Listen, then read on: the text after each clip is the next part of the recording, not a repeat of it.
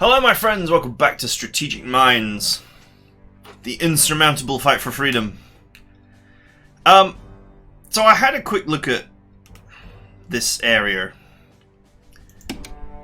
and if you click on Alexander here, you can see your buffs that you've gotten, your rewards or whatever. And then there's loads of purchasable ones here for victory points. Now, you guys can just barely see my victory points, I think. No. I have 348 from the previous mission. I think 400 was the maximum you could get in the previous mission. So, I guess it depends on each mission how many you can get and what for. I probably lost a few to... If 400 was the absolute maximum, I think you got like 10 for each capture. So I probably lost a fair few to the French just doing suicidal captures to get the points. But I highly doubt that we're going to have allies throughout the whole of this campaign. So future missions we'll probably be able to farm a lot more efficiently. Anyway, there is a huge list of things here. Interestingly, there are some that are grayed out, and it just says that it will become available later in the campaign. And the ones that are grayed out seem to be very interesting or very powerful ones, so we'll have to keep an eye on them to see when those appear. So,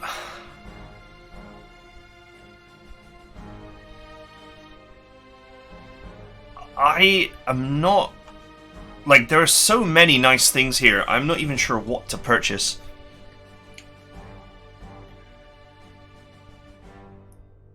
You have things like units gaining extra slots, so you can put more equipment on them.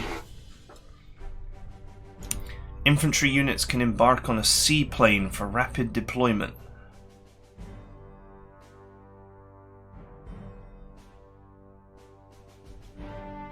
Wow, that's just an ability that you can literally just call in whenever you want.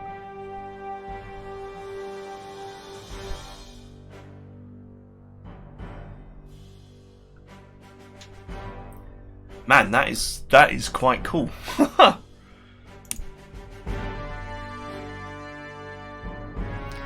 You can make your artillery shoot twice.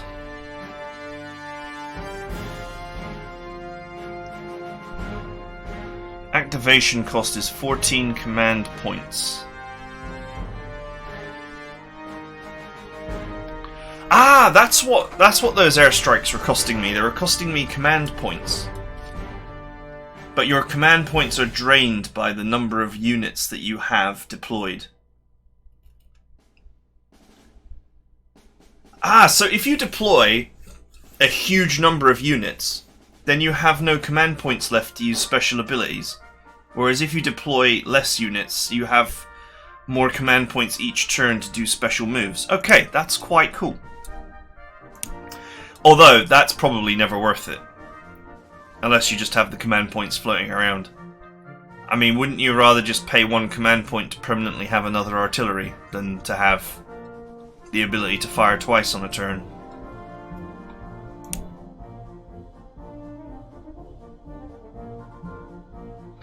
Tanks and assault guns gain 1 movement point.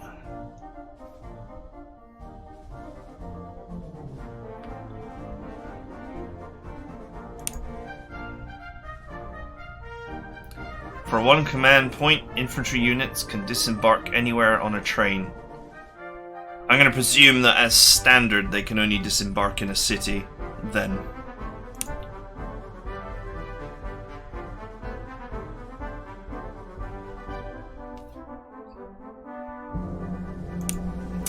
So yeah, there's I love the little videos for these.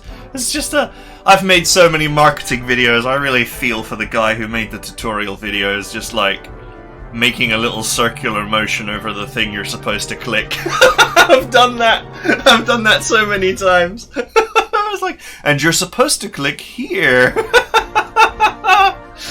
Oh, it's so funny to me. There's a man that feels my pain. All tanks require 20% less experience each level up. When this skill is learned, all tank levels will be reset and recalculated, and you'll be able to level up them, and you will be able to level them up again to the new level.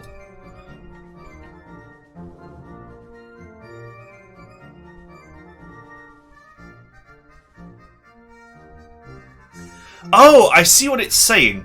It's saying that all your units will be reset, so you can repick.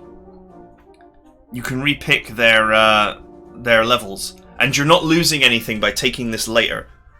It will be recalculated so that you haven't lost out.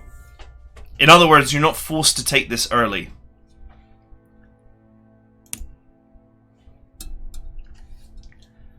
All units deal half as much damage to enemy infrastructure.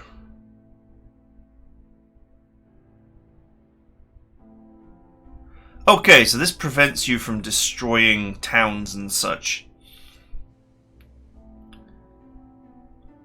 Which, that is seen as a good thing. So I presume that most of the time you don't want to destroy enemy infrastructure, you want to capture it.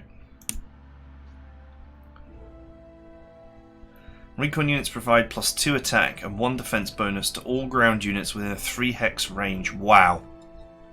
That's immense. No wonder it costs 200 victory points. All allied infrastructure restores 40% HP per turn instead of 20%.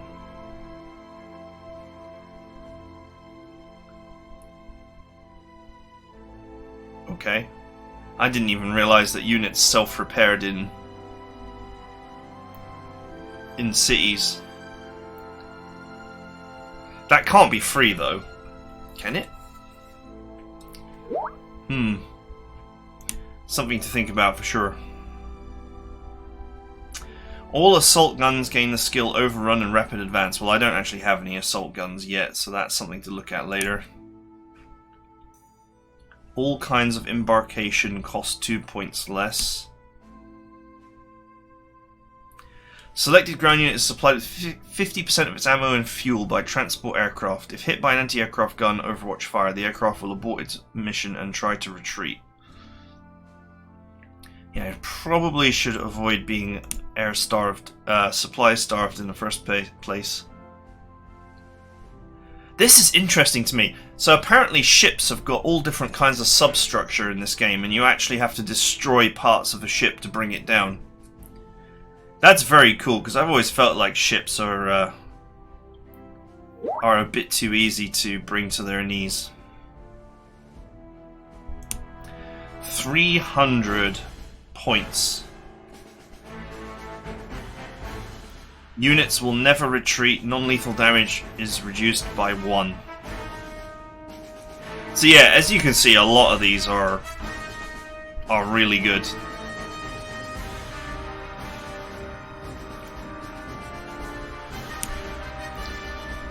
I think we'll take the extra aircraft equipment slot.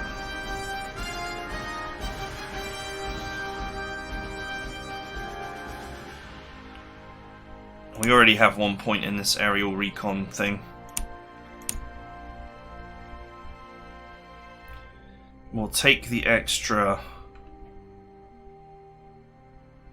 will we take the extra tank slot? I like the idea of this several tanks join in a joint attack versus a single target. I have no idea how that is supposed to work, but I'm just going to presume that basically the tanks other than the first are going to get free hits.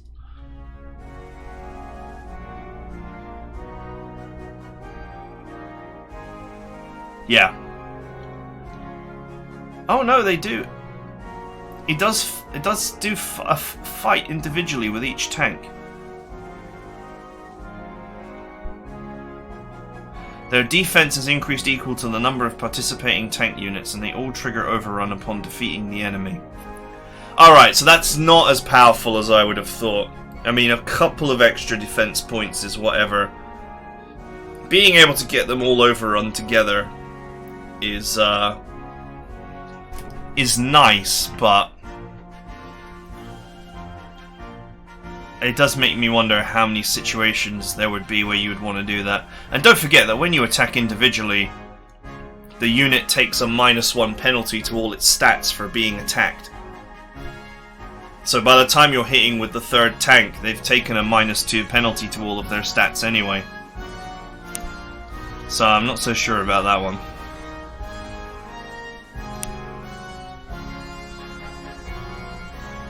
Let's go with this precision passive that prevents you from destroying infrastructure, because I think infrastructure is what gets you victory points more often than not. So I think that's going to save me from... Because I must admit, I do think artillery is quite good. I think that's going to save me from blowing up my own stuff. Now, interestingly, I had a quick look at the upgrade system, and you do not upgrade for free. So, if I were to upgrade this artillery, for example, because there is an upgrade for it, it does increase my soft attack by 3 and my hard attack by 2, which is a pretty serious upgrade. But I'm only getting 92 prestige refunded for the upgrade, whereas the artillery itself is worth 185. So you want to be a little bit cautious with your upgrades, because I could be acquiring, for example, I could be acquiring one of these for 300. And what? This one's 245. So I could acquire this for 300 and this for 245. So there's only a 50 prestige difference between the two in real purchasing terms. But if I upgrade this one, I'm paying 143, not 50. So that's pretty significant. So unless the unit in question has got a lot of experience, it's probably not worth upgrading. Units that have leveled up are probably worth upgrading, that have lots of abilities. But you probably don't want to... Man, this vehicle is really relying on the fact of you get +10 attack for just, you know, for existing. It's really relying on that because its bonus stats are total garbage.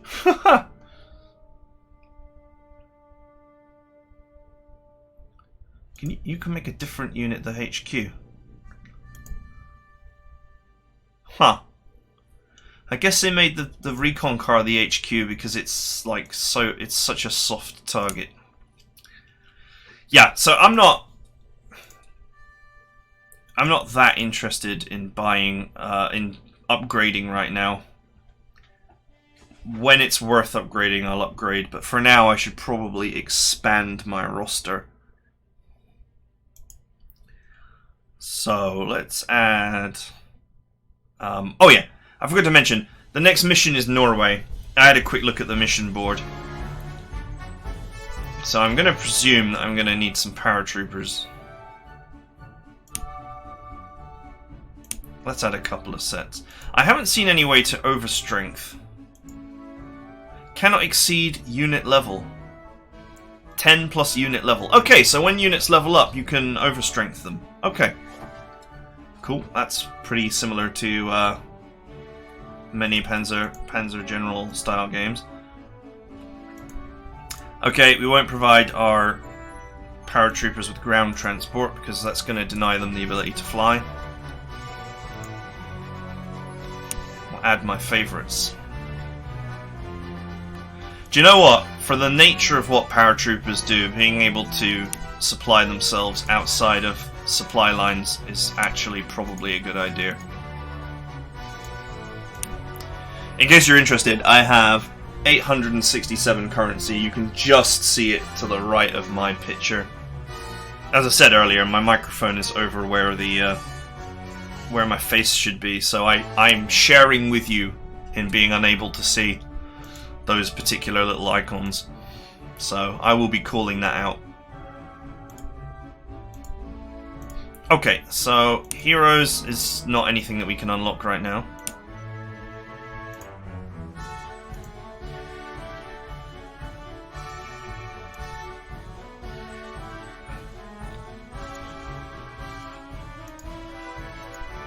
I don't understand why you would ever use small caliber anti-aircraft in this game.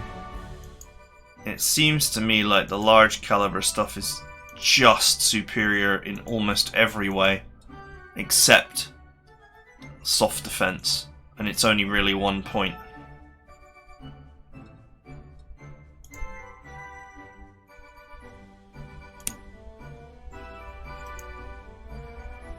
It's a pretty massive difference in stats. Not gonna lie. Interestingly, the big anti-aircraft guns have less air defense, so they're actually easier to take down with aircraft if you're not careful.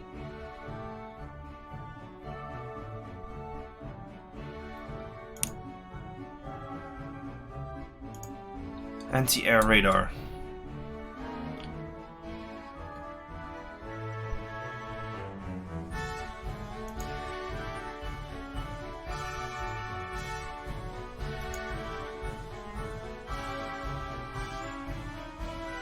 Interesting that you can add this to an anti-aircraft gun. Basically just making it more robust against non-air targets. +1 air attack during the night time.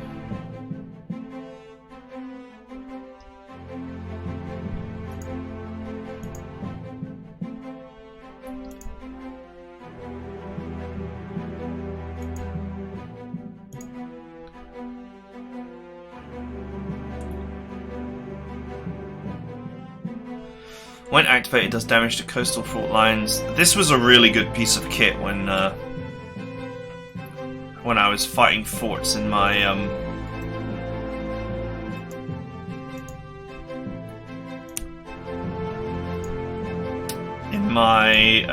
first impressions video.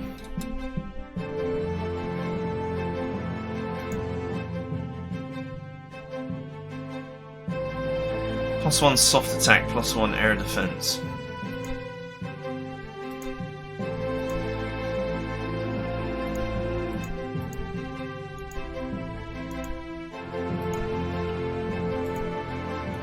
Alright, there are so many things I can add to aircraft.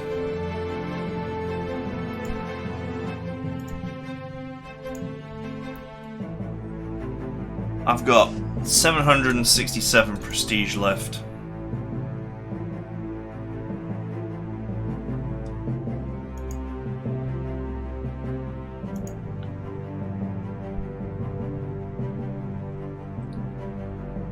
See, aircraft stuff is not necessarily all good.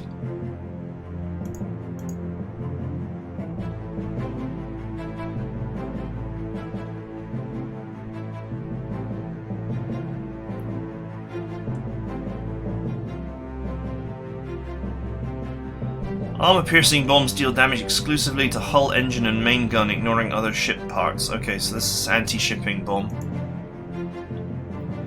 Deal double damage to all ship parts, except hull, engine, and main gun. +3 soft attack, so good against infantry too.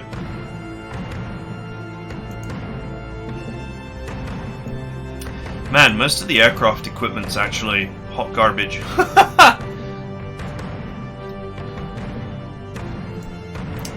I think this would be quite... I think the cameras and radar would be quite useful for my fighter.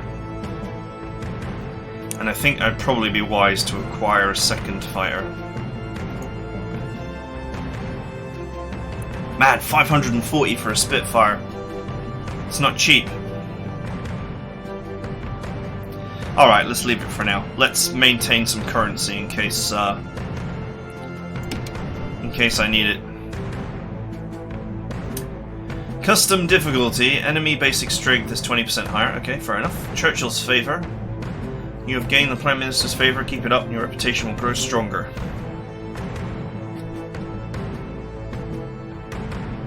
Prime Minister Chamberlain is trying to convince Norway to allow us to land in Narvik. If we cut Germany off from the Swedish iron ore supply, we'll deal a devastating blow to Herr Hitler's armaments plan. And if we don't get the authorization in time? Tensions are high. Norwegian neutrality could disappear at any moment. Could we land without their formal approval? The whole region may decide to back the Axis if we do. But if we wait until the Axis invades Norway... Any news on Operation Wilfred? Did the Germans take the bait? Hook, line, and sinker. The German cargo ships were forced into the neutral waters, where our fleet made short work of them. As we expected, the Germans were planning secret landings in Norway. In that case, we should launch our own landings immediately to get ahead of the Germans. Too late for that, I'm afraid.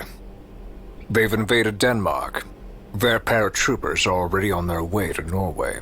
Ah, so the Germans took not only our bait, but the fishing rod and the arm too. In that case, gentlemen, we have no time to waste. I love it. Sir Harold, you are to depart and assume command of the landing operation immediately. Good luck.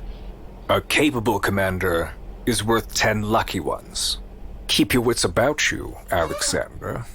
Wow, that's not ominous at all. The deadpan stare of the model actually worked perfectly there. That kind of... General Alexander, look. Your main objective is to establish our control over the coast of Norway. We need a beachhead for advancing towards Oslo. To that end, you must take Narvik, Bodo, Motion, Namsos, It's not Bodo. Steinkjer, Trondheim, That's Åndalsnes, and Lillehammer. We should also establish a base for our aviation as soon as possible.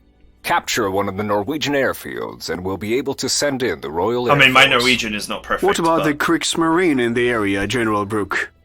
I'd rather not land our troops under naval bombardment if I can help it. Don't worry about them. The Royal Norwegian Navy has engaged the Kriegsmarine off the coast of Norway, and our allies seem to have the upper hand. Besides, the aircraft carrier HMS Glorious is now under your command. Glorious. She'll help you by suppressing the Germans near the coast. Do try to keep her intact for future battles, Harold. HMS Glorious is far from young, but also far from useless. General Alexander, I suggest we conduct an aerial reconnaissance of the designated landing zone near Namsos. I wouldn't want a German welcoming party to sneak up on us. Sound thinking, Bernard. That's what we shall do. Okay.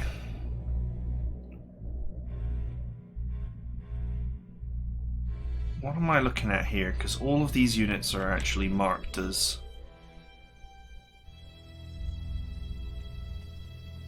These are all auxiliaries. Although, as we have learned in this game, you are not allowed to just let your auxiliaries die.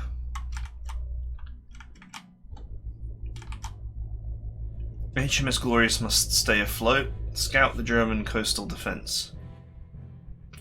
Seize all the victory hexes in Norway. Capture an airfield. Okay. We'll sneak up on them. Where am I allowed to deploy? Okay. These rather obvious big fat purple crosses are where I'm allowed to deploy. It's just these three regions here. We have... I can't really see anything. So we've got Narvik, Bodo. Bodo? I thought it was Burdo. But it says Bodo there. Mostjo Namsos. Trondheim. Dambors. Ordnalses. Laikranga?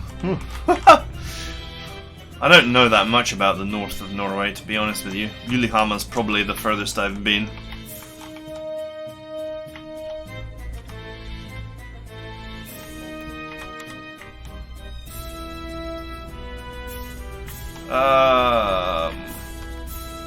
Okay. There's no real information here to help me plan. However, there is a Norwegian detachment here. So this seems like a good place to land.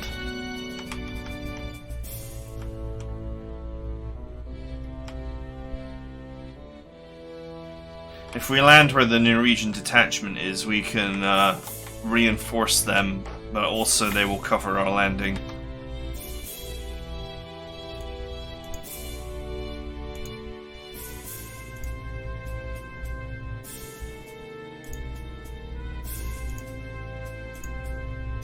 Now, these paratroopers, can I get them to... Can I get them to be in planes?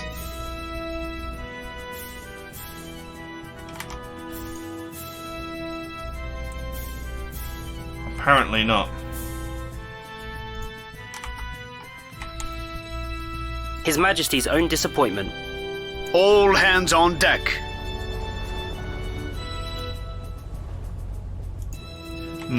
I cannot force my His Majesty's own paratroopers disappointment. to be flying, at least A not in soldering the life for deployment me. phase. Let's get the Gurkhas up here. British infantry reporting. Tommies are here. Loaded to the brim. Okay, can't deploy aircraft yet. So I must acquire an airfield, I guess. Like this one, for example.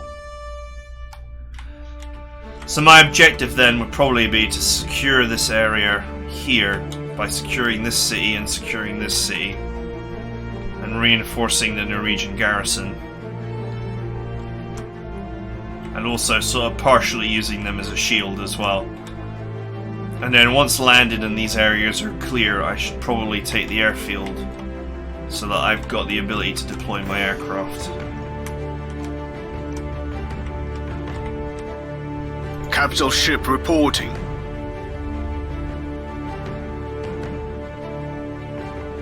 Nice.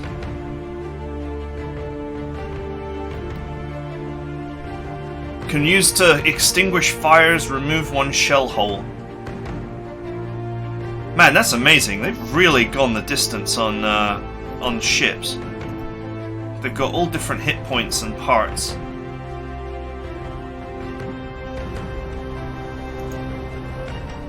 That is quite cool. All hands on deck. Salutations, Commander. Fairy swordfish. Okay, that's anti-shipping torpedo bomber. Where do you need us?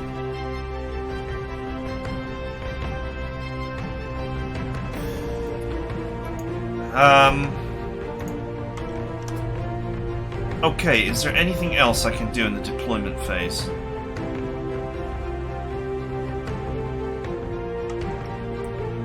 Master and Commander. This is one big-ass battle. I mean, this is a lot of units that have been deployed here.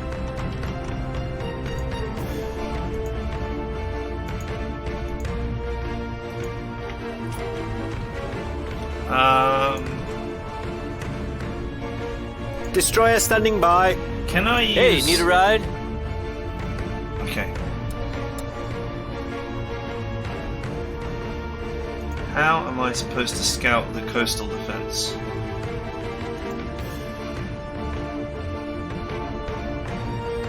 Maybe it will explain to me once I'm deployed. Okay, well I guess that's it for now. I'm going to do deployment phase videos because I think it makes sense to me to keep on doing deployment videos. I'm not 100% on how all the mechanics of the game work just yet, but I have a strategy, which is to just basically get my units deployed here as quickly as possible, securing this area and then going for this airfield. In terms of the auxiliary forces, it will cost us prestige if we lose them, so... Not that it's the biggest deal on Earth. The prestige cost is not that high. Probably bring this battle group in here, and this one in here with me, rather than sending them to other places. Try and concentrate my force, I think, and then sweep down. One thing that is important is to know how many turns I've got, and I don't think it shows you on the deployment phase.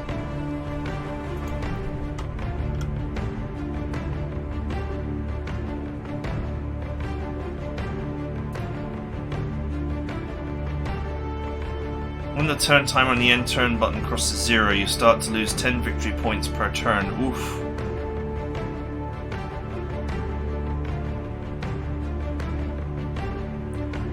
VP penalty due to the losses of your units.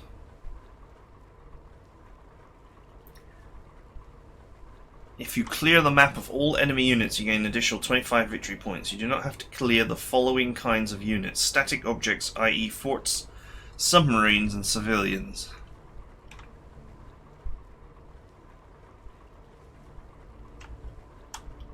Interesting, that's probably where I lost my victory points last time, was not clearing the map.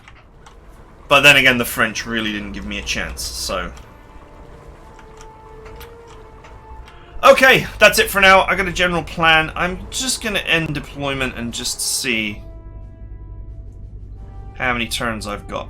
13. That's not a lot.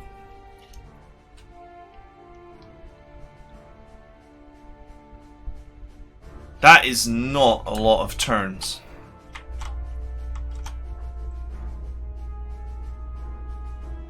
We have unknown shipping up there. I guess we'll have to find out what that is ASAP.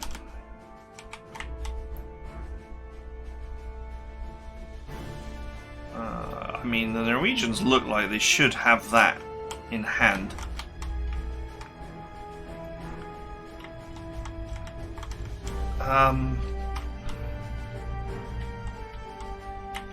Yeah, I still think it makes sense to...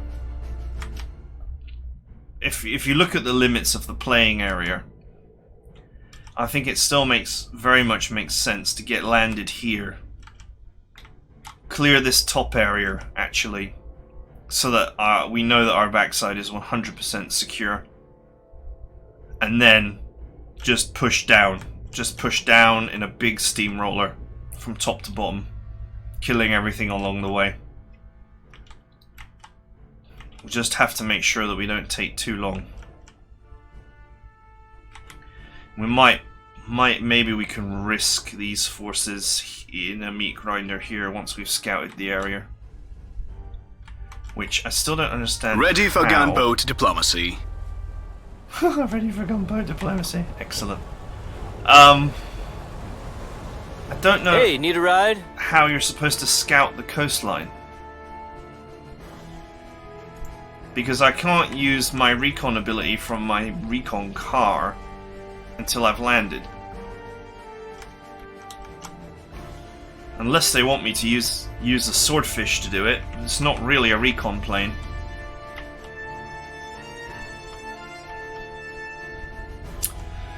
Okay, well, that's it for now. I hope you guys enjoyed it, and I will see you guys next time for the start of the mission.